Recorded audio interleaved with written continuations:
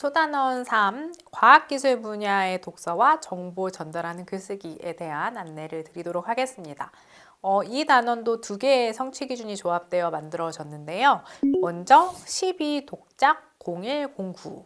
과학기술의 원리나 지식을 다룬 과학기술 분야의 글을 읽고 과학기술의 개념이나 현상을 설명하는 글을 쓴다. 12 독작 0110.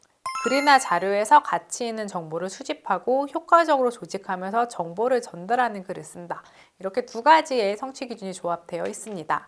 3단원의 다른 소단원과 동일하게 제재 두 편을 읽고 그리고 글 한 가지 문종의 글을 써보는 활동으로 마무리가 되는데요. 생각열기에서는 과학기술 분야라고 했을 때에 학생들이 가지고 있는 부담을 줄여주기 위해서 조금 더 쉬운 방식으로 뭐랄까요? 과학의 원리를 알면 다르게 보여 라는 것을 생각하게 하는 사례를 제시해 두었습니다. 화성에서 석양을 바라봤을 때는 지구와 다른 색이라고 해요. 지구에서 바라보는 석양은 붉은 빛인데 화성에서 바라보게 되면 빛의 그 진행 방식이 달라져서 푸른빛으로 보인다라고 합니다.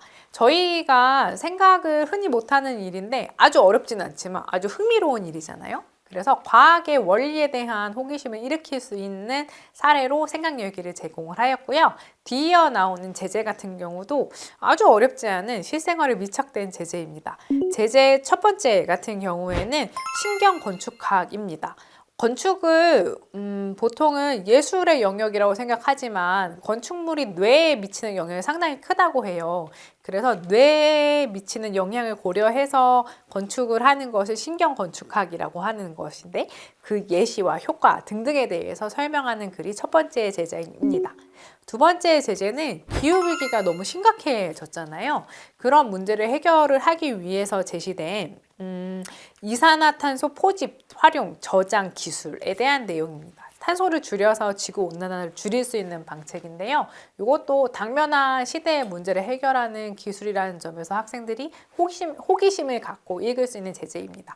과학기술이라고 했을 때 마음에 부담을 갖는 학생들이 되게 많은데 두 개 다 실생활과 되게 밀착되어 있는 내용이기 때문에 조금 그 아이들이 가진 염려를 경감시켜주면서 읽힐 수 있는 제재가 될 수 있을 것 같고요. 먼저 제재 읽기를 할 때에는 12 독작 0109 성취 기준이 적용되어 있는 활동이라고 말씀드렸는데 이것에 대한 해설에는 이렇게 쓰여 있어요. 정보를 효과적으로 파악하기, 과학기술 분야 글의 구조와 전개 방식 파악하기를 가르쳐야 한다라는 내용이 명시되어 있고요. 학습활동에도 이 내용이 반영되어 있습니다.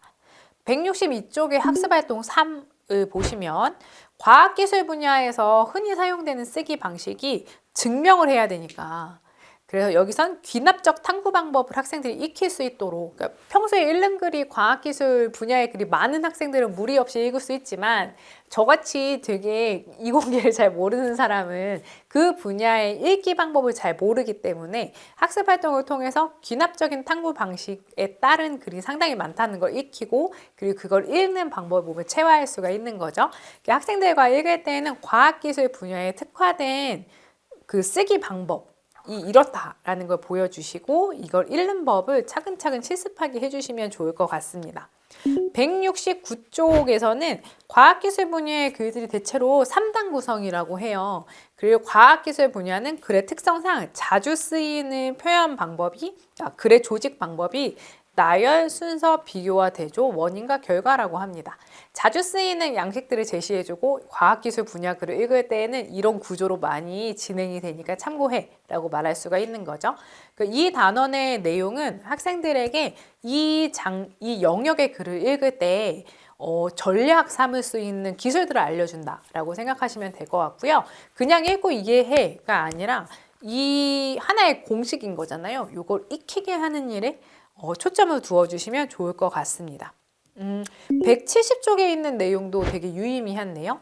기술 분야의 글 같은 경우에는 어떠한 문제를 해결하기 위해 발견된 기술의 경우가 되게 많기 때문에 170쪽의 표는 본문의 내용을 정리할 때 기술, 원리, 장점, 단점을 표로 그려놓고 학생들에게 각각을 채우게 합니다. 그러면 기술 분야의 글이 가지고 있는 구조의 틀에 대해서 학생들이 조금 더 명확하게 생각할 수 있겠죠. 그래서 저희가 3단원 같은 경우는 글의 영역을 분리해서 학습 제재로 내놓았는데 각각이 담고 있는 장르의 공식이 달라서 그걸 각각 익히게 하기 위해서라고 생각해 주시면 될 것 같아요. 그 단순 요약이 아니라 그게 적용된 방식으로 정리하는 법을 꾸준히 연습을 시킨다라고 생각을 해 주십시오. 이 영역을 읽고 진행하는 정보 전달의 글쓰기 활동은 12독작 0210의 성취 규정에 따르는데요. 다른 두 개의 소단원 1, 소단원 2 같은 경우는 그 성취 기준에 해설이 있었어요. 그러니까 글을 쓰게 할 때 뭐에 초점을 두면 좋구나라는 걸 교사가 인지하고 수업을 할 수가 있는데 얘는 해설이 없습니다. 정보를 전달하는 글에 해설이 없어서 이때는 무엇을 참고하시면 좋을 것 같냐면요. 저희가 알아두기 154쪽에 정보를 전달하는 글의 일반적인 구조 그리고 작성 순서 를 제시해 둔 내용이 있으므로 그 참고해서 수업하시면 될 것 같습니다.